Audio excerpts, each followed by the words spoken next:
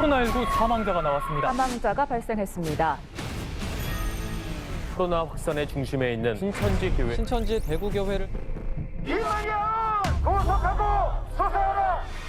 이만희는 구원자도 아니고 하나님도 아니고 저와 똑같은 죄인인 사람이에요.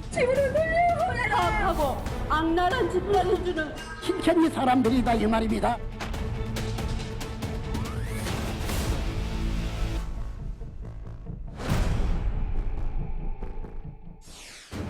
오늘도 길거리에 나섰습니다.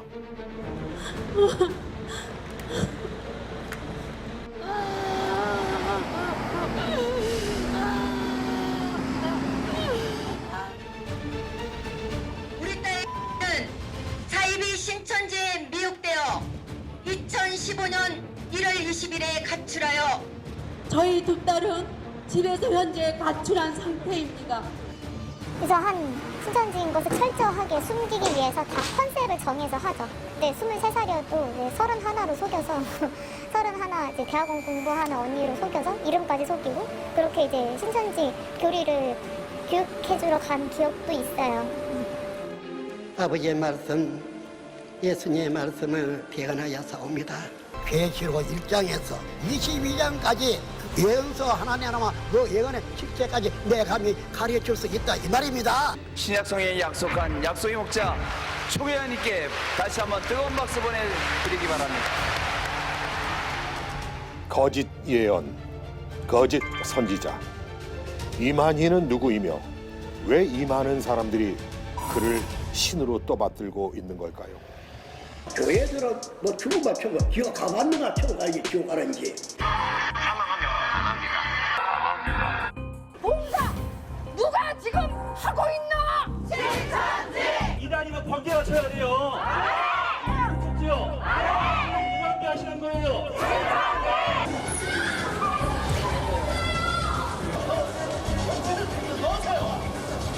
지금 교계에서는 나름대로는 알렸다고는 하지만 이제 일반적인 사람들이 잘 몰라요.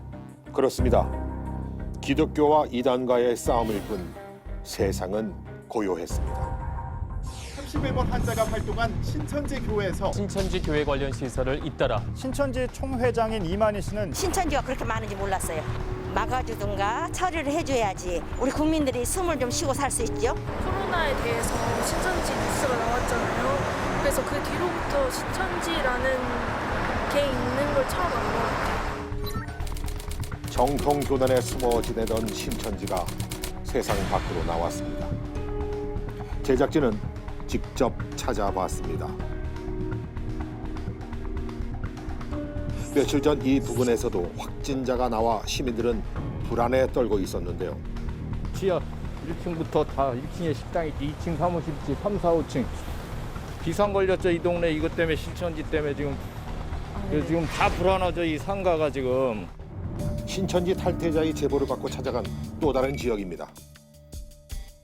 지금은 어디로 가는 거예요? 지금은 제가 다녔던 신천지 교회를 한번 가고 있어요.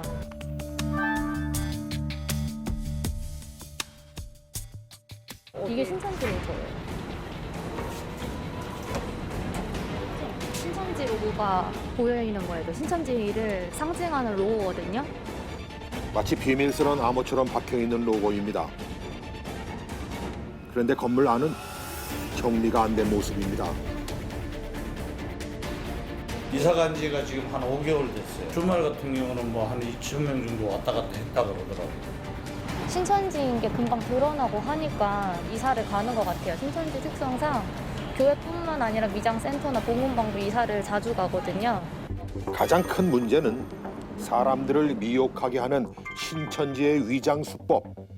간판을 치우지 않는 경우도 있어요. 아니면 세우지 않거나. 왜냐하면 위장센터가 없는 것처럼 보이게. 그리고 또 이사를 금방금방 가야 하니까 이런 것들을 다 숨기고 이제 다 위장하고 다니니까 신천지 신도가 확진자인데 위장센터에 가면은 거기서 교육받는 교육생들은 다 모르는 거거든요. 여기가 위장센터이니까 신천지인 걸 모른 채 계속 교육을 받으니까 그래서 더 위장센터에 대한 주의가 더 강화돼야 되지 않나 싶어서. 신천지는 때론 카페로, 때론 일반 사무실로 위장하기도 합니다.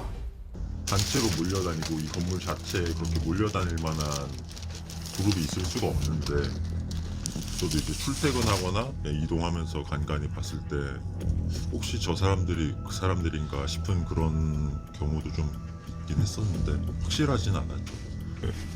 저도 이제 포교 활동이라고 하나요? 그거를 저도 당해봤고, 이 근처에서도 이제 돌아다니면서 이제 확진자도 나오고 서로 숨어 다니고 그러는 걸 보니까 더 안 좋은 이미지가 확고해졌다고 생각이 들어요. 그 신천지가 많은지 몰랐다. 이게 채도 그렇고 여기 4층도 그렇고 심지어 저희 건물주님도 모르셔가지고 좀 걱정을 하시긴 하시더라고요. 그래서 좀 그러니까 수면 위로 올라와서 이제서야 아는 사람들이 좀 대부분이다라고 저는 좀 보이는 것 같아요. 그러나 정작 신천지는 황당한 해명을 합니다. 코로나19의 최대 피해자라는 점을 누가 잘하고 잘못을 따질 때가 아닙니다. 나도 아직까지 뭐 어떻게 됐는지 잘 모르겠습니다만은 그동안 이곳에서 계속해서 계셨었는지 그 점에 대해서 좀 말씀해 주시기 바랍니다.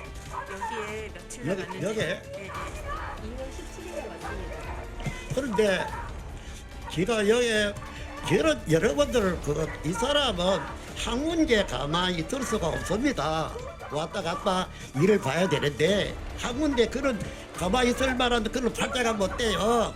그런데 여기 27일 날 왔습니다. 그리고 또 17일 날인가요? 그런데 17일 날 왔다 또 갔다 왔다 자꾸 그래 한 것입니다. 그래 하세요. 움직이지 않고 여기에 있어요.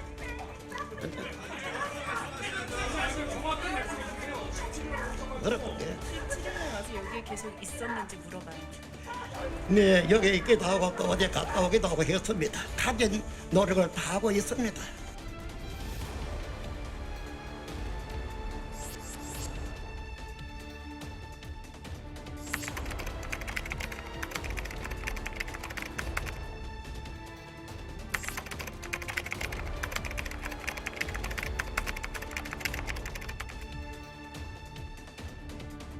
국민의 입장에서는 좀 괘씸하다는 생각이 들어요.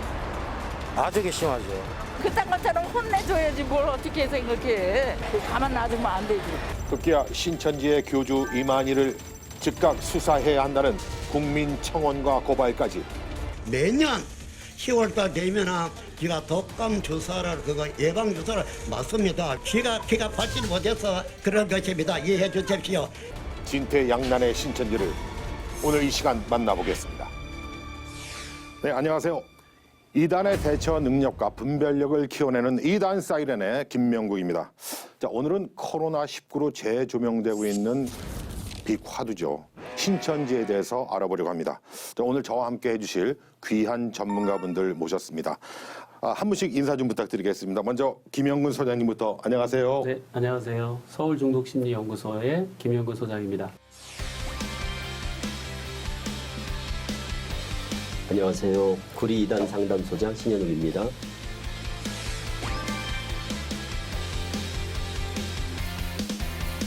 네, 안녕하십니까. 신학과 이단 사이비 문제를 전문으로 다루는 바른미디어 대표 조미든 목사입니다.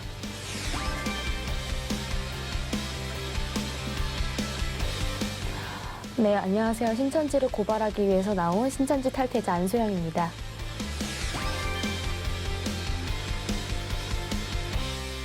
네, 바쁘신데도 이렇게 나와주시고 정말 용기를 내서 나와주신 우리 안소영 자매님께도 감사 말씀드립니다. 네, 앞서 영상에서 보신 것처럼 전국이 코로나19로 공포에 떨고 있는 가운데 전 국민의 분노를 사게 하는 집단이 있죠. 바로 신천지입니다. 아직까지도 성도 명단이나 교육생 명단이 잘 확보되질 않아서 온 나라가 난항을 겪고 있습니다. 신천지 측에서는 신천지 신도수가 전국에 21만 명, 그리고 교육생 6만 명 해서 총 27만 명 정도라고 하는데요.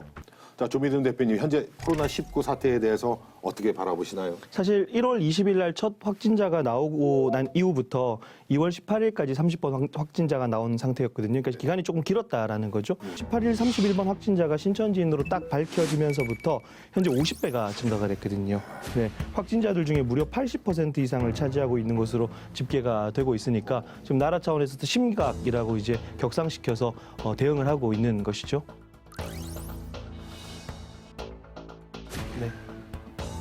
네. 신천지라는 집단과 저 정통 교단이 여태까지 정말 치밀하게 또 치열하게 전쟁하는 것은 저희들 그 믿는 사람들만의 이야기라고 좀 했었는데 타 종교인들 하물며 언론들도 신천지 하면은 그 조직 성격을 잘 모르는 상태였으니까 우리가 좀 공부를 하면서 좀 봐야 할 싶습니다.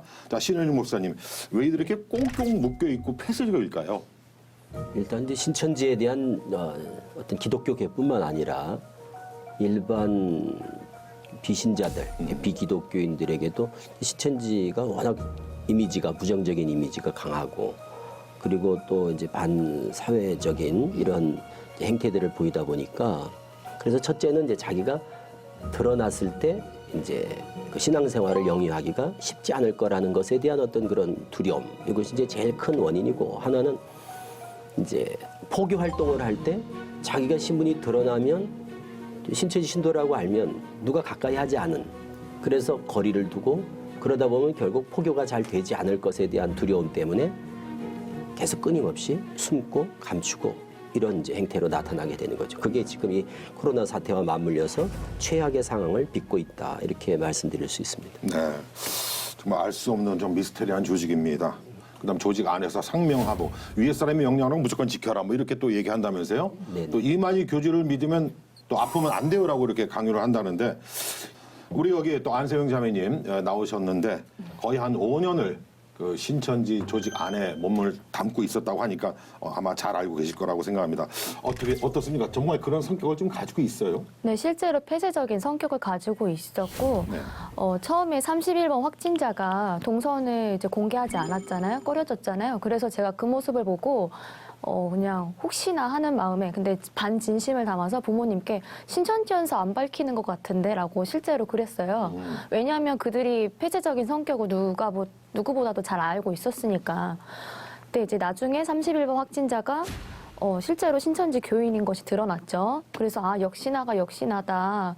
그래서 이제 저 같아도 신천지를 만약에 계속 지금 다니고 있었다면 저 같아도 숨고 다니고 도망 다녔을 것 같아요. 왜냐하면 신천지 내부에서는 이제 신천지 핍박자라고 이제 관리를 하고 있거든요. 각급, 낙급이라고 해서 각급은 신천지인 것이 가족에게 드러나 있고 내가 이단 상담소에 끌려갈 수 있는 그런 자를 각급이라고 하고 낙급은 이제 아직 신천지인 것이 드러나지 않았으나 만약에 부모님께 내가 신천지인 것이 들려났을 경우에 신천지 이단 상담소에 끌려갈 그런 이제 등급을 낙급이라고 하거든요.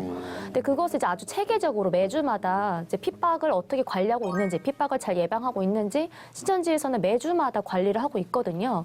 그렇기 때문에 이제 소장님께서 말씀해주신 것처럼 신천지인 것이 코로나 때문에 내가 만약에 들켰다. 들켰으면 무조건 이단 상담소로 가서 신천지의 신앙을 잃어버릴까봐 그것부터 일단 감추기 급급하거든요. 일단 각급 낙급으로 관리하고 있는 것 자체가 신천지의 폐쇄성을 잘 드러나고 누구보다도 신천지를 드러내는 것을 무서워하는 그 특성을 잘 보여주는 것이 아닌가 싶습니다. 아무튼 뭐 신천지가 폐쇄적이라는 것은 뭐 두말하면 또 입이 아플 것 같습니다. 자, 조미듬 대표님, 네. 신천지 신도들이 왜 이렇게 지역을 많이 돌아다니는 겁니까? 우선은 신천지 조직부터 조금 이해를 해볼 필요가 있을 것 같아요. 사실은 이제 조금 일반 분들이 들으시기엔 이거 뭐야라고 할 수 있겠지만 한 몸이라고 생각하시면 될 것 같아요. 그래서 이 땅을 12분할을 하는 거죠. 그러니까 신천지식의 논리는 이런데 구약에 이제 이스라엘의 12지파가 있었고 그다음에 예수님 시대에 12사도가 있었고 그리고 이제 마지막 때에 신천지식의 어떤 영적인 새로운 재창조가 되는 12지파가 있는데 그 예수님의 12제자 이름을 그대로 따오고 가룟다만 이제 바꿔서 마띠아로 바꾼 다음에 이제 12지파를 창설하게 되는 거죠. 근데 이제 이게 한 몸이라고 생각 생각을 하면 되는 겁니다. 그러다 보니까 출석이 중요하니 뭐 예를 들어서 뭐 출장을 갔는데 일단은 출석부터 해야 되니 다른 지파에 갔을 수도 있는 것이고, 아니면 애초에 이제 부모님이나 가족 간의 어떤 갈등들 때문에 부모님한테 그리고 가족들에게 신앙을 속이고 신천지에 있는 사람들이 있거든요. 그런 사람들은 타 지역에 가서도 이렇게 뭐 집회에 참석하기도 하기 때문에 이 사람들의 동선은 당연히 그렇게 좀 넓을 수밖에 없다. 저는 그렇게 말씀드릴 수 있을 것 같아요. 네. 아, 정말 신천지 이런 조직이 코로나19를 이렇게 많이 퍼뜨릴지 정말 상상도 못했습니다. 자, 일각에서는 이들이 그 독특한 예배 방식이기 때문에 코로나19가 더 많이 확산되었다라는 그런 얘기가 있던데요. 지금 제 뒤에 뭐 사진이 있는데 바로 이 사진이 바로 그 사진인데 보이십니까? 예, 지금 쭉 바닥에 앉아서 하는데 뭐 탈퇴하신 우리 안세영 자매님 잘 아시겠지만 좀 설명을 좀 해주시죠. 일반 교회랑 어떻게 예배 방식이 틀립니까? 네, 일반 교회는 그냥 의자가 이렇게 있지만 신천지에 가서 이제 문을 열어보면 그냥 허허 벌판처럼 이제 의자 없이 이제 장판으로 깔려져 있어요. 이제 하나님 앞에 경건하게 우리는 예의를 갖춰서 예배를 드려야 한다. 해서 이제 의자가 없는 것이고 장과 고를 이제 지켜서 네모 반듯하게 앉아야 된다는 그런 교리도 있거든요. 더 간격이 5cm도 안 돼요. 이제 좌식 문화를 가지고 있다 보니까 그렇게 앉으면 옆 사람과 무릎이 자연스럽게 부딪힐 정도로. 또 이제 독특한 문화 중에 하나가 또 있다면 이만희의 말투가 뭐뭐 하지 않습니까? 라는 말투를 가지고 있어요. 그것이 사명 아닙니까? 가르치고 하는 것 아닙니까? 발부담 쳐야 하지 않겠습니까? 받아야 하지 않습니까? 그럴 때마다 신도들을 그 말에 이제 동의한다는 의미에 따라서 계속 아멘을 여러분 지금 끝나는 마무리 중에 의식 중에 이제 할렐루야 그 영광 의식이 있거든요. 그 순간에는 안경도 쓰면 안 돼요. 하나님 앞에 이제 예의를 갖춰야 되니까 귀걸이도 못하게 하니까요. 근데 그런 이제 독특한 예배 문화가 그들이 이제 코로나 확진율과 코로나 감염률을 이제 급성하게 된 그런 원인 중에 하나가 아니었나 그렇게 생각하고 있습니다. 촘촘히 앉아가지고 아멘을 큰 소리로 외치고 뭐 이렇게 하니까 아무래도 좀 포말이 튀면은 아무래도 더 전염될 수 있는 가능성이 농후하겠죠. 자, 들으면 들을수록 아주 독특합니다. 얼마 전에는 신천지가 우한에 있다는 녹취록이 또 공개가 되었죠. 그래 논란이 있었는데 조민우 대표님, 네. 처음엔 없다 그랬다가 그랬죠? 어떻게 됐습니까? 그렇죠. 사실은 뭐 신천지인들이 거짓말을 워낙 잘 하기 때문에 습성상 먼저 거짓말부터 튀어나오는 것이죠. 그리고 단체를 지키기 위해서 이제 거짓말을 하게 된 것인데 이 종말론 사무소 윤재덕 전사가 올린 영상인데요. 지금 굉장히 큰 파장을 일으키고 있거든요. 그 신천지 센터, 우리가 보통 일반적으로 교회라고 표현하지만 사실 교회라고 우리가 얘기할 수는 없고, 그죠? 신천지의 그 집회소가 코로나19의 발생지인 우한에도 있다는 것이 지금 밝혀졌습니다. 그 녹취록이 있거든요. 그 소리를 한번 좀 같이 들어봤으면 좋겠습니다. 네. 네. 보세요. 지금 중국 우한 혈액자들이요. 거기가 우리 지교회가 있는 곳입니다. 우리 우한 지교회가. 근데 중국이 지금 보니까 700명이 넘게 죽었잖아요. 확진자가 3만 명이 넘잖아요. 그 발원지가 우리 지교회 있는 곳이라니까. 우리 정도는 한 명도 안 걸렸어. 들어서 알지만 자기네들은 아무도 걸리지 않았다. 그러니까 이런 어떤 독특한 선민 의식들 때문에 자기들 외에 나머지는 다 하찮은 것으로 여길 수 있어요.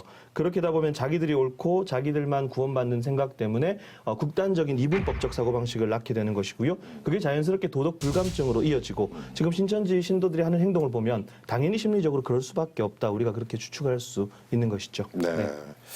결국 그 녹취록에 의하면은 총회장 이만희를 믿으면 안 아프게 된다라는 것을 말하라는 게 포인트였는데요. 이 사회에 영향을 끼치는 이만희 교주를 믿는다는 것이 참 더 안 아픈 게 아니라 더 마음이 아파집니다. 자, 그렇다면 신현옥 목사님, 저 우한에도 있다고 하면 그 전 세계적으로 지금 포교 활동을 펼치고 있는 중이죠?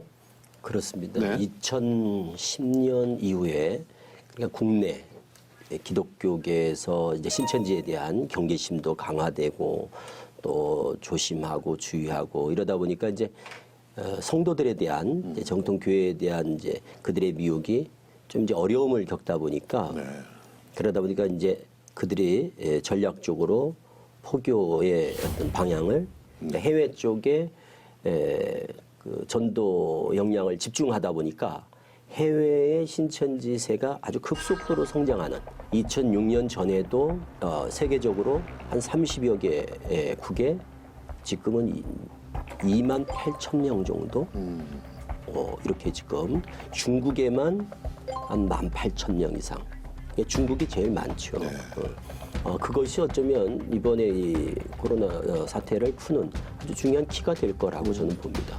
그것과 이제 대남병원, 대구 신천지교회 이제 이 관계를 어떻게 이제 이걸 실마리를 풀어갈 것인가 이제 이게 가장 핵심이지 않을까 생각을 합니다. 네, 정말 들으면 들을수록 이상한 집단이 아닐 수가 없습니다. 실제 그 신천지 성도들을 보면 아주 멀쩡한 그리고 또 일반 교회에서 아주 신앙생활을 잘 하시던 분들이 빠지게 되는 경우가 있다고 하던데요. 자, 김영근 소장님, 이 어떤 매력이 있고 청년들이 또 어떻게 왜 빠지게 되는 걸까요? 자료를 좀 보니까 부모님들이 엄청 고생이 많더라고요. 그렇겠죠. 그러니까 당사자들보다 부모님들이 더 고통스러워하는 것 같아요. 그래서 먼저 그 부모님들에게 위로의 말을 좀 전하고 싶고요. 하나같이 그분들이 말하는 게 우리 딸, 우리 아들이 너무 착실하고 너무 착했다. 그리고 문제를 안 일으킨 사람들이었다. 이런 얘기들을 참 많이 해요. 근데 거기에 사실은 맹점이 있는 거예요. 그러니까 세뇌당하기 쉬운 상태에 있다는 얘기예요. 그러니까 자기 어떤 주체성, 내 생각은 이거야 라고 하는 이런 이제 주체성을 좀 갖고 있으면 혹여나 속아서 갔다 하더라도 나중에 이들이 이제 신천지야 라고 이제 오픈했을 때 이거 아니네 하고 나올 수 있는 힘이 있는데 이제 이게 의존성이 있다 보면 이들이 나한테 좋게 해주고 나에게 집중해주고 또 나한테 관심을 주고 하면 이게 관심 받는다는 게 너무 소중한 거예요. 또 미래에 대한 어떤 불확실성. 이게 청년들은 뭐 안정되어 있지 않잖아요. 이제 그런 거를 이제 틈타고 들어가는 거죠. 분명한 사실은 잘못은 아니고 그들이 속여서 우리를 데려가는 게 잘못이지 우리의 마음의 취약함이 잘못은 아닌 것이죠. 아주 그냥 독특한 심리전을 펼치고 있는데요. 정말 눈 뜨고 코 베인다는 말이 이럴 때 쓰이는 말인가 봅니다. 우리 서영 사모님도 지금 우리 김영근 소장님 말씀 들어보니까 어떻게 해요? 그런 심리가 작용이 됐나요? 어떻나요? 네, 그런 심리가 작용한 부분에 대해서 인정을 하고요. 신천지 안에 있는 사람들은 인정하기 싫겠지만 분명히 관계로 인해서 그 믿음을 유지하는 건 분명히 있다고 생각을 해요. 왜냐하면 제가 가장 친하게 지냈던 친구가 그런 관계성을 아주 잘 이용을 해서 저한테 우리가 그렇게 핍박하고 욕하던 신천지만 진리면 어떡할래? 근데 저는 그때 당시에 가장 믿고 따랐고 정말 하나님이 이 친구는 정말 선물로 주셨다 하는 그 믿음의 상태였고 신뢰의 상태였거든요. 그래서 이 친구가 하는 말이 너무 당시에는 충격적이었지만 이 친구가 그렇게 신천지를 핍박을 하고 욕했는데 왜 신천지만 진리라고 하는 거지? 라는 그냥 의문이 생겼어요, 자연스럽게. 근데 나중에 이 친구의 그냥 전도 수첩을 보게 되었는데 나를 너무 신뢰함, 내 말이면 다 믿음. 이라는 것을 이제 적고 있었더라고요. 근데 저한테는 이제 모략이라는 그런 방법보다는 자신의 그런 믿음과 신뢰 관계를 이용한 포교 방법, 직접 신천지를 밝히는 게 이 친구한테는 더 좋겠다 하는 판단하에 저를 이제 신천지에 이끌어가게 된 가장 큰 이유였죠. 그래서 아무래도 가장 믿는 친구가 소개를 시켜주는 거다 보니까 이 친구를 구하고 싶은 마음도 있었고 또 이 친구의 말을 그래도 한 번은 들어보자 하는 그런 심리가 작용했던 거예요. 이 친구의 말대로 한 번 나도 그냥 신천지 말씀을 들어보자 했다가 그 교리 중독에 이제 빠지게 된 거죠, 저도. 그럼 신천지라는 것을 알게 됐을 때는 벌써 네. 중독이 된 이후였다는 얘기인가요? 이미 믿고 있는 친구가 신천지에 대해서 이제 얘기를 했고 저도 믿고 있는 친구의 말을 토대로 신천지의 주장을 듣다 보니까 금방 세뇌가 될 수 있었던 거예요. 중독이 될 수 있었고. 알면서도? 네. 너무 부끄러운데 그만큼 신천지 세뇌를 그렇죠. 알리고 싶은 지금 거예요. 부끄러운 게 아니에요. 네, 전 죽어서도 신천지 귀신이 되겠습니다. 그 정도였어요. 하고 각서를 쓴 적도 있었어요. 근데 제가 궁금한 거 지금 쭉 안세영 자매님 말씀 듣다 보니까 뭐 때문에 이렇게 신천지에 빠지게 되었는지 그러니까 왜 그걸 그렇게 진리라고 믿어서 내가 죽어도 신천지 귀신이 되겠다고 할 정도로 주장을 할 정도가 됐는지 그게 정말 그 핵심이 정말 뭔지가 정말 궁금해져요. 네. 중요하고. 그 이제 청년들은 정말 진리에 대한 갈급함이 너무나도 많아요. 그리고 기성교회에서 충족을 못 시켜주는 거죠. 너무나도 안타깝지만 이제 분명히 이제 구원에 대해서는 알려주시지만 청년들이 원하는 방향대로는 알려주시지 않아서 청년들이 계속 갈급해하는 걸 수도 있어요. 왜냐하면 일단 청년들이 재미가 있어야 되니까. 저 또한 마찬가지였던 것 같아요. 구원은 무엇일까? 주님이 나한테 알려주고자 하는 그런 진리란 무엇일까?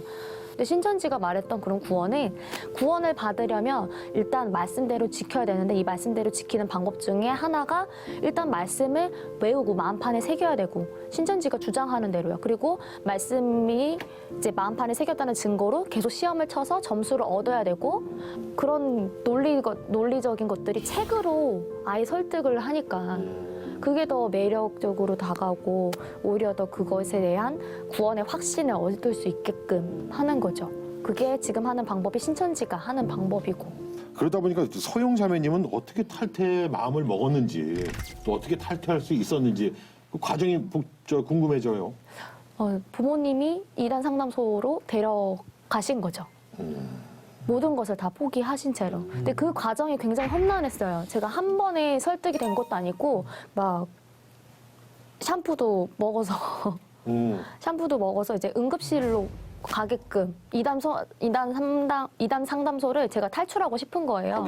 이제 이 얘기 듣고 싶지 않다. 상담소 이야기 듣고 싶지 않다. 못 가게. 네. 왜냐하면 그렇게 가르치기도 하니까 신천지에서 0이 죽느니 6이 죽는 게 낫다 싶어서 주변에 젓가락이라도 있으면 젓가락 부러뜨려서 목에 갖다 대기라도 하라고 그렇게 교육시키고 그 상담사 얼굴에 그냥 짬뽕 국물 같은 거 기도하고 그 주변에 물건을 부셔서 해도 정당방위다. 이제 그만큼 믿음 지키는 게 너무 중요하니까요. 근데 제 스스로도 신천지를 실체를 알아보고자 하는 의지가 없었고 오히려 신천지의 믿음을 굳건하게 더욱더 지켜야 하는 믿음이 있었기 때문에 상담사가 아무리 신천지에 대한 반증을 해도 저는 실제로는 그런 마음을 닫고 귀를 닫고 있었던 거예요. 저는 이거를 다 충분히 경험을 했으니까 신천지를 스스로 나오게끔 하려고 하나 아니면 가족이 그냥 너 신천지지 하고 말해서 꺼내오게 한다거나 해서는 신천지를 탈퇴할 수가 없다는 거죠. 그럼 왜 결정적으로 지금은 이 신천지가 여기는 아니라고 생각하셨는지 그 실제가 무엇이라고 생각하는지가 궁금해요. 그들은 이만희를 믿는다고 생각하지 않지만 신천지가 정말 잘못된 이유 중에 하나는 그들은 이만희를 믿는 거예요. 이만희를 하나님으로 생각한다는 거죠? 신천지 내부에선 이만희가 하나님이라고 생각을 안 해요. 그들의 주장은 자기는 하나님도 믿고 예수님도 믿고 우리는 그냥 믿는다. 예수님의 말을 대언하는 이만희를 믿는 것일 뿐이다. 하지만 이만희의 말을 듣는 것 자체가 그들은 사람을 하나님이라고 생각을 하고 믿는 거예요.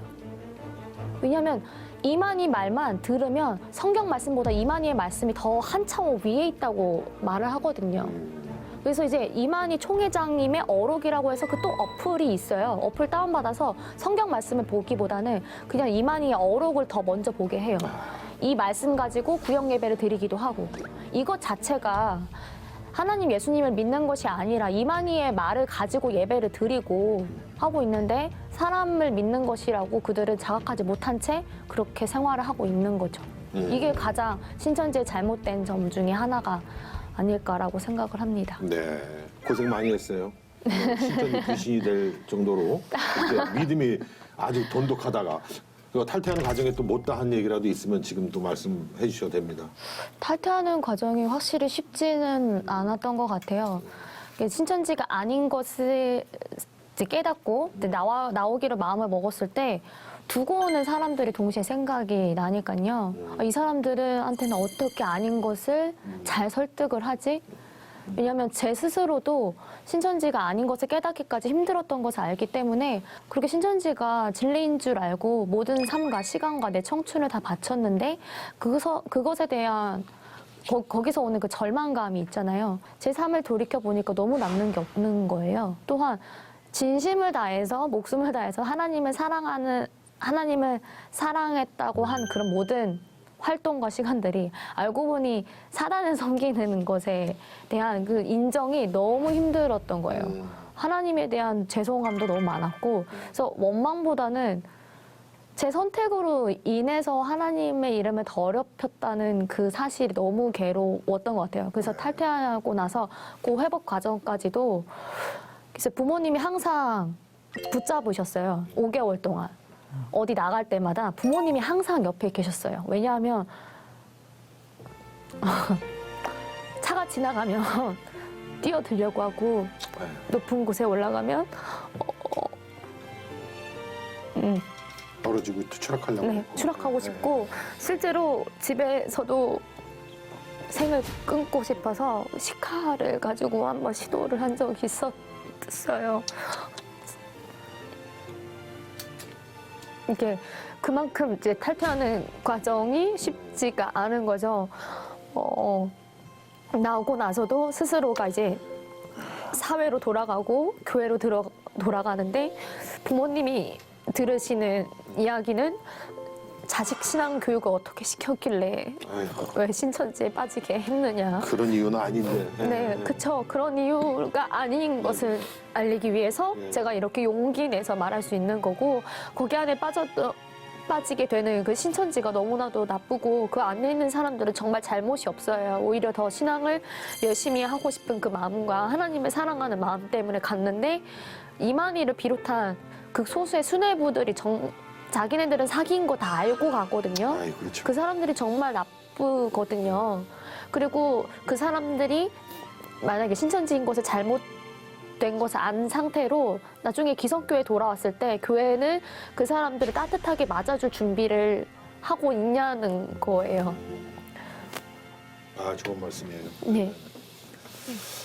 아이고, 지금 저 안세영 자매님의 눈물을 우리 시청자분들 중에 신천지 교인이 있다면 이 눈물을 꼭 보시고 정말 회심을 좀 꼭 하셨으면 좋겠다는 그런 생각이 듭니다. 김영근 소장님, 이렇게 탈퇴를 하는 과정도 정말 그 정신적인 충격이 어마어마할 텐데 이거 어떻게 심리적으로 잘 극복을 해야 할까요? 자신의 이제 바벨탑이죠, 일종의. 교리가 주는 뭐 매력이라는 것보다는 내가 믿겠다고 한 이 믿음을 믿는 거예요, 이제부터는. 그래서 자기의 신념과 자기의 믿음, 자기가 만들어 놓은 어떤 이 구원의 상, 이거를 무너뜨려야 되는 과정이 있고요. 그러니까 굉장히 혼란스럽죠. 충격적이기도 하고. 그래서 아까 전에 우리 안소영 자매님이 얘기한 것처럼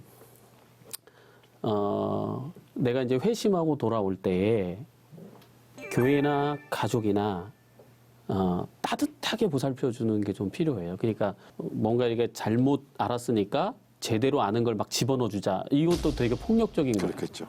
그러니까 기성교회 계신 분들이 이제 회심해서 돌아왔다고 했는데 워낙에 거짓말을 많이 하니 그것조차도 혹시 거짓말로 회심했다고 온 거 아닌가라는 시선으로 보게 된단 말이죠. 그러니까 그것도 사실 문제가 되기 때문에 지금 말씀하신 것처럼 따뜻하게 대하지 못하고 이게 정말인지 이걸 확신할 수 없는 그런 분위기 때문에 사실 또 그런 부분도 없지 않아 있다는 생각이 듭니다. 좀 저는 그 부분에서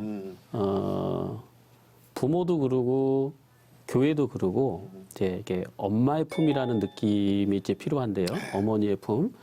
이제 그런 부분들은 우리 이제 전문가들이 있으시니까 그 전문가들한테 의뢰도 하고 도움도 받지만 가족과 교회의 그 공동체는 무조건적으로 믿어야 돼요. 그들이 속일지라도. 우리가 사실은 사랑받는다는 느낌은 이 사람이 상대가 나한테 잘해준다고 했을 때 사랑받는다는 느낌이 강하게 들어오기보다는 내가 이 사람을 해했는데 이 사람한테 공격했는데 이 사람이 끝끝내 그것을 나한테 복수하거나 의심을 품지 않고 지속적으로 사랑으로 서 있을 때, 믿어줄 때, 그때 어느 순간에 이제 임계점이 있는 거죠. 그 경험들이 여럿이 생길 때 딱 내 마음이 진짜 나를 사랑하는구나.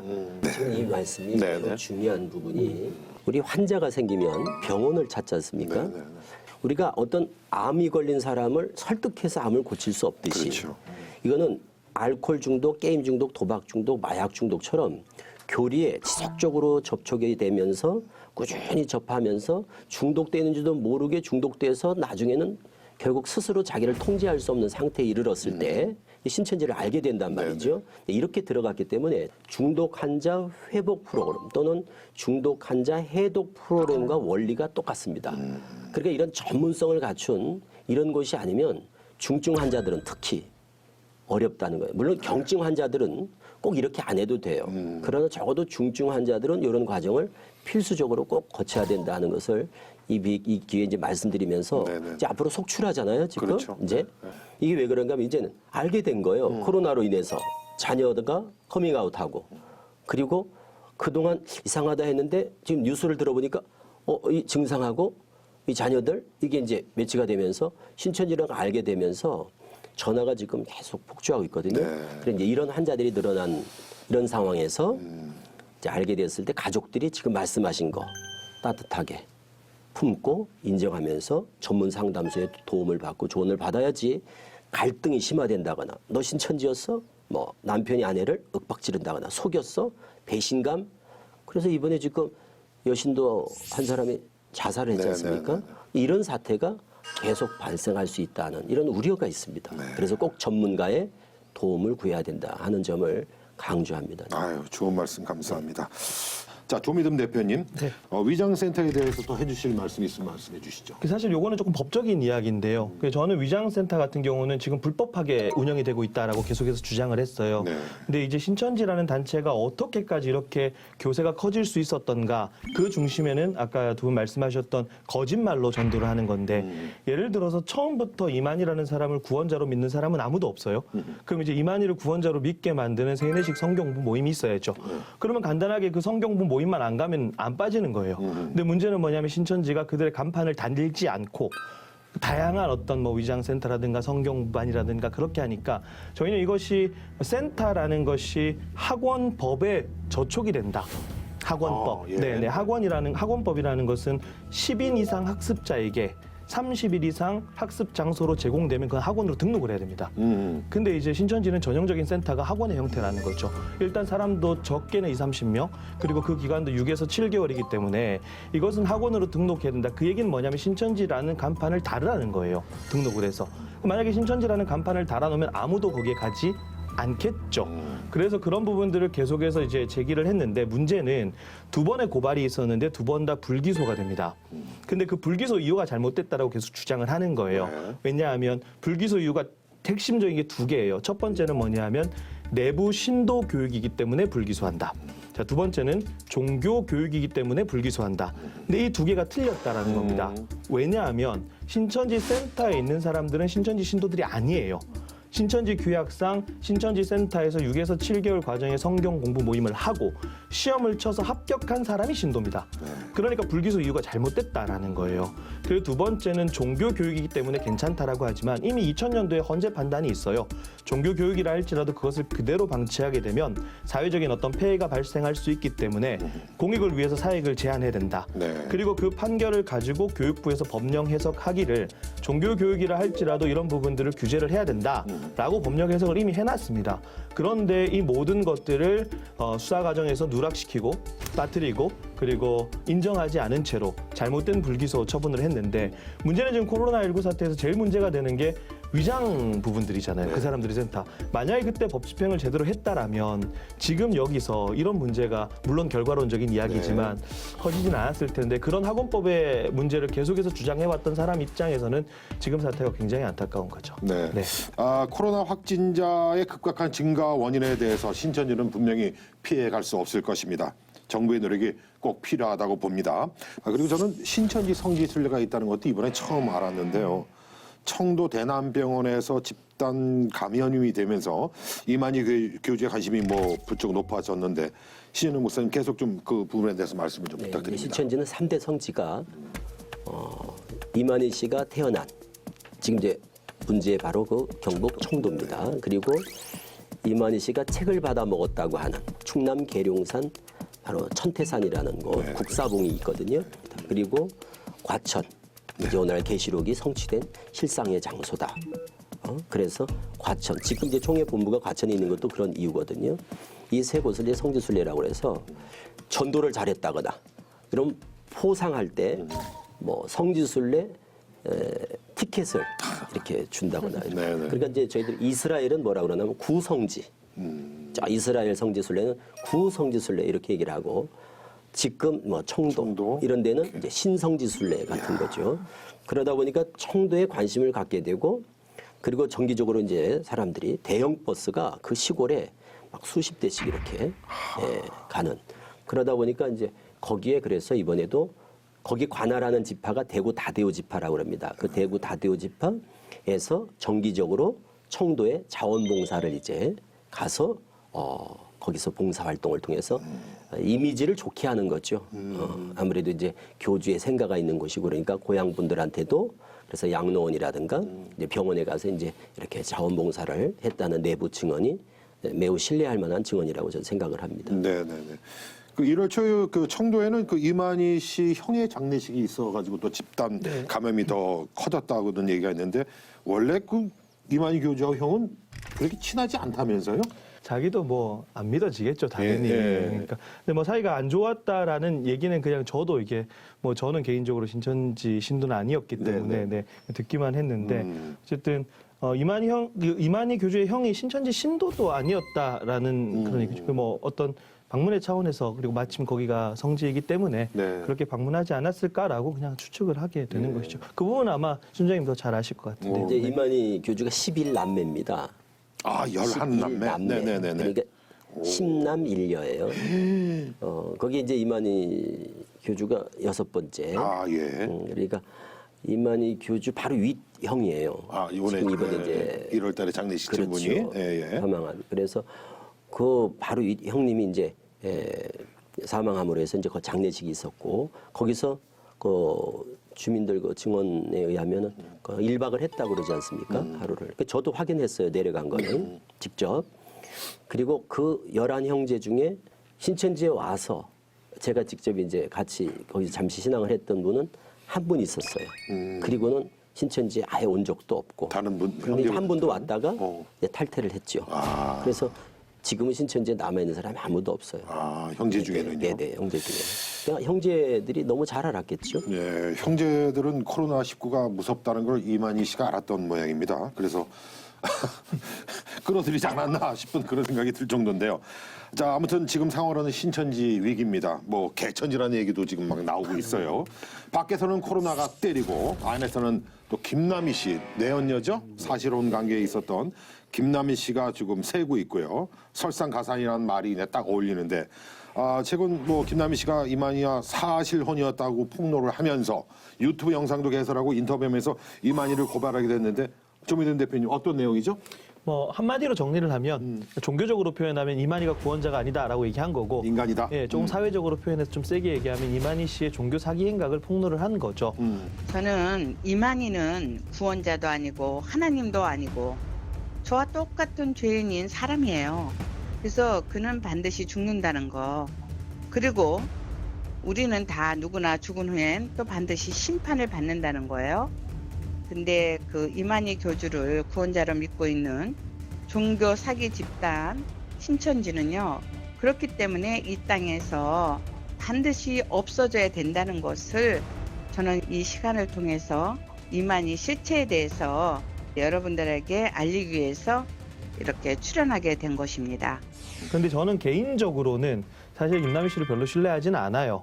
왜냐하면은 보통 일반적으로 김남희 씨도 가해자거든요. 최고의 위치에서 어쨌든 신도들을 포교하고 다스렸던 가해자의 입장에서 사실 상식적이라면 본인이 정말 나와서 자기가 예수님을 믿었다라고 얘기를 하려면 피해자들한테 사과를 하는 게 우선이죠. 그리고 난 이후에 지금 자신의 것들을 풀어가야 되는데 지금 봤을 때 본인이 계속 피해자라고만 이야기를 하거든요. 적어도 제가 알기로는 김남희 씨가 원래 신천지를 한번 이탈을 하려고 했었고 근데 그 갑자기 태도를 바꾸면서 다시 들어갔을 때에 그런 어떤 그 사람의 어떤 마음이나 심리들을 좀 생각해 본다면 어쨌든 김남희 씨의 폭로 자체가 뭐 파급이 없는 건 아니에요. 왜냐하면 제일 흔들리는 건 신천지 신도들일 수도 있고 이걸 빌미로 해서 다시 한번 이만희 씨의 어떤 종교 사기 행각이 드러날 수도 있는데 저는 여기서 생각을 해야 되는 지점이 김남희 씨 폭로보다 중요한 게 그렇게 폭로했을 때 신천지가 뭐 좀 흔들려서 대거는 아닐 수도 있겠지만 뭐 점진적 이탈을 하든 어쨌든 이탈자는 반드시 생길 거란 말입니다. 그리고 신천지가 흔들렸을 때 제일 좋아할 만한 한 집단이 있어요. 누구냐면 신천지 아류들이거든요. 신천지 아류들. 그러니까 신천지에 나와서 이미 신천지 아류가 이미 엄청 많이 형성이 돼 있습니다. 그러면은 단순히 김남희 씨의 폭로에 우리가 초점을 맞추지 말고 그렇게 폭로했을 때의 그 영혼들에 우리가 좀 초점을 맞춰야 되는 것이 아닌가 저는 그렇게 좀 판단을 하고 있습니다. 네. 뭐 신은희 목사님 또 이 말씀에 또 추가하실 말씀이 있으신가요? 지금 이제 조 목사님 그 말씀에 또 한편의 견해도 그것도 충분히 개연성이 있어요. 그러니까 그 김남희 원장의 그 폭로를 100% 어떻게 신뢰할 수 있느냐. 그동안에 이제 보인 이제 행태로 볼 때. 그러니까 저도 그랬거든요. 처음 나오니까 뭐 곱지 않은 시선도 있고 뭐 진짜 믿을 수 있냐. 그랬는데 그건 쉽게 불식시킬 수 있었던 것은 제가 적극적으로 지금 신천지 대처를 하면서 그 의문이나 또 의혹을 불식시켰거든요. 전 김남희 원장도 그런 게 필요하다는 거예요. 그러니까 지금 이런 시각이 있는 게 사실이니까 계속 이렇게 은둔해서 자기를 드러내지 않고 그냥 어떻게 측근들의 사람들로만 이렇게 언론 부회를 하듯이 이렇게 되면 자칫 의혹이 더 짙어지지 않을까. 그러니까 좀 더 넓은 데로 나와서 그리고 우리랑 같이 좀 소통하면서 적극적으로 뭔가 본인을 드러내면서 이렇게 움직인다면 좀 이런 혹 본인이 오해라고 생각하는 그런 부분들 억울함 이런 것들이 좀 쉽게 해소되지 않을까 이런 기대를 해봅니다. 저도 사이비 종교 교주들의 심리나 이런 거에 대한 관심이 많거든요. 사실 이제 속내를 지금 굉장히 알기가 어려울 것 같아요. 몇 가지 가능성을 얘기하는 거죠. 뭐 그 사람 뇌에 들어갔다 올 수는 없으니까 우리가. 첫 번째로 일단은 사건이 딱 터졌을 때 사이비 종교는 일단 이거부터 합니다. 신도 통제, 총회장 지시사항이라고 해서 2번에 거쳐서 신도들에게 메시지를 보냅니다. 그런데 그 메시지 워딩을 좀 잘 살펴보면 아 전형적인 신도 통제구나라는 걸 볼 수 있어요. 급성장이라는 단어, 뭐 마귀, 그다음에 시험, 미혹 이런 단어들이 신도들 그러니까 추종자들에게 주는 메시지가 되는 거죠. 일단 통제를 하려고 했는데 자기가 생각했던 거랑 지금 다르게 상황이 가는 거죠. 굉장히 당황스러울 것 같아요. 그래서 이거는 그냥 절대적인 저의 개인적인 추측인데 일단 나이가 지금 31년생이니까 거의 90세 가까이 자기가 죽을 걸 누구보다 잘 알죠. 그러면 요즘 아이들 말로 현타가 왔지 않을까. 현실 자각 타임이 오는 거죠. 그리고 지금 문제는 뭐냐면 여론에서 계속해서 압박을 하는 겁니다. 원래 지금 그 미래통합당에서 기사를 보니까 이만희 씨를 고소를 하겠다라고 했는데 고소는 허위사실에 의한 명예훼손인데 이만희 씨가 예전에 측근한테 그런 발언을 했어요. 새누리당 이름을 자기가 지어줬다. 네.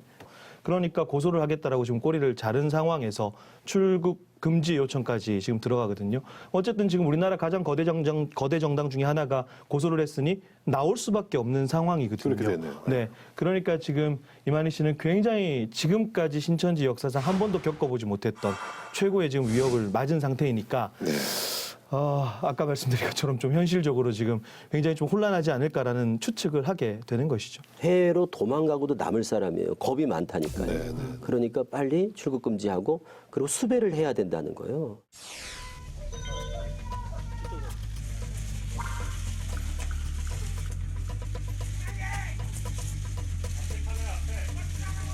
신천지 대표로서 국민 여러분께 진심으로 사죄 말씀드립니다. 정말 본인은 영생 불사한다고 생각하십니까? 그 신천지에서 마귀가 한 일이라고 생각한다 뭐 이런 얘기가 있어서 정말 그렇게 생각하시는지 궁금하고 감염 사태 이후에 총회장님이 자가격리를 하셨는지 27일 날 왔습니다. 그리고 또 17일 날이가요. 그런데 17일 날 갔다 또 갔다 왔다 자꾸 그래 한 것입니다. 그래 하지. 그래 있을 때 말했거든요. 음성 결과가 나왔습니다. 네, 이것으로 총회장님 기자는 마치고요. 다음 내무부장님 나오셔서 내무부장님 나오세요. 질문 끝났습니다. 네, 했습니다. 나가셔도 됩니다. 네, 말하세요. 누가 믿어? 조용합시다. 조용. 자, 저기 내무부장님 들어가셔서.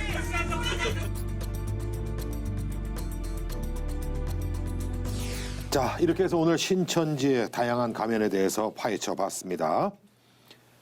자, 최근에는 카더라 뉴스 또 뭐 가짜 뉴스도 많이 나오고 잘못된 정보의 홍수가 굉장히 지금 많이 퍼지고 있어요. 자, 이럴 때일수록 우리가 잘 판단해야 할 것 같은데요. 일단 좀 두 가지 딱 말씀드리고 싶은데 첫 번째는 뭐냐면 일단 신천지 수뇌부랑 신도들은 조금 구별을 짓자. 그래도 어쨌든 이 상황에서 그들은 우리나라 국민이잖아요. 그러니까 그들이 잘 회복하는 것이 중요하고 이런 사태를 증폭시키고 초기 대응을 잘못시킨 이 수뇌부에 대해서는 아까 우리 신 목사님 말씀하셨지만 철저하게 지금 수사하고 좀 해야 될 필요가 있을 것 같고요. 또 하나는 뭐냐면 우리가 좀 이단 문제에 대해서 일반 언론들이 막 다루게 되는 것들이 그렇게 많지 않았어요. 근데 그 전기가 이제 세월호 때 한번 만들어졌는데 그때 사실 방송에서 이단이라든가 구원파라든가 이런 것들은 금기어였단 말이죠. 그런데 세월호 사건이 딱 터지니까 여러 가지 언어들을 사용하게 됐는데 그리고 난 이후에 어떤 일들이 벌어졌냐 하면 이게 뉴스거리를 찾고 하다 보니까 너무 자극적이고 확인되지 않은 정보들 그런 것들을 단독이라고 하는 언론의 욕심들 때문에 그런 기사들이 쫙 나오다 보니까 나중에 구원파에서 이런 문제들을 전부 다 정정보도 청구를 하고 반론보도를 청구를 하게 됩니다. 근데 일반 언론들이 이런 거에 대해서 끝까지 싸우지 않고 책임성 없게 정정보도를 내주고 반론보도를 내주게 됐어요. 그 정정과 반론은 뭐냐면 구원파를 계속해서 유지시키는 힘이 됩니다. 신도들을 통제하는 거죠. 봐라, 우리가 언론의 탄압을 받았다. 근데 지금처럼 신천지 문제가 여러 기사들이 나오는데 어떤 것들은 과연 이게 사실이야? 라고 하는 기사들도 굉장히 많아요. 그럼 어쨌든 신천지는 그런 것들을 지금 하나하나 모아가지고 나중에 반격을 시작할 텐데 그렇기 때문에 여전히 그런 반격을 시작한 결과물들을 가지고 신도들을 통제하게 하는 수단으로 사용하기 때문에 뭐 한 가지 예를 들면 2007년에 PD수첩 같은 경우는 MBC PD수첩 반론 보도를 했지 정정 보도를 한 사실이 없어요. 근데 신도들은 여전히 정정 보도를 믿고 있거든요. 그렇기 때문에 우리가 언론들이 이런 좀 생리들을 안다면 단순히 자극적이고 그런 것보다는 좀 책임감 있는 진실한 보도를 우리가 해야 되지 않을까 그 두 가지를 좀 말씀드리고 싶습니다. 네. 안세영 자매. 네. 또 마지막으로 또 조언 말씀 한번 해주시죠. 내 주변이 신천지인이 누구나 다 될 수가 있습니다. 내 가족도 될 수가 있고 내 친구도 신천지인이 될 수가 있습니다. 그만큼 신천지는 우리 모르게 이제 우리 모르게 잠입하신다는 것을 아셨으면 좋겠고 혹여나 그 사실을 아시더라도 교회 입장으로서는 이 사람들을 그저 탄압을 해야 할 존재로만 보는 것이 아니라 언젠가는 회심시키고 따뜻하게 맞아야 할 영혼이라는 것을 아셨으면 좋겠어요. 왜냐하면 그들도 속고 있는 불쌍한 영혼들이라는 것을 아셨으면 좋겠습니다. 또 신도들에게도 다른 구원은 없고 예수님 외에는 다른 이름이 없다는 것을 알았으면 좋겠어요. 네, 감사합니다. 신천지인들한테 한마디를 좀 기회가 됐으면 좋겠어요. 신천지에 있다가 이제 제 경우를 돌아보더라도 탈퇴하는데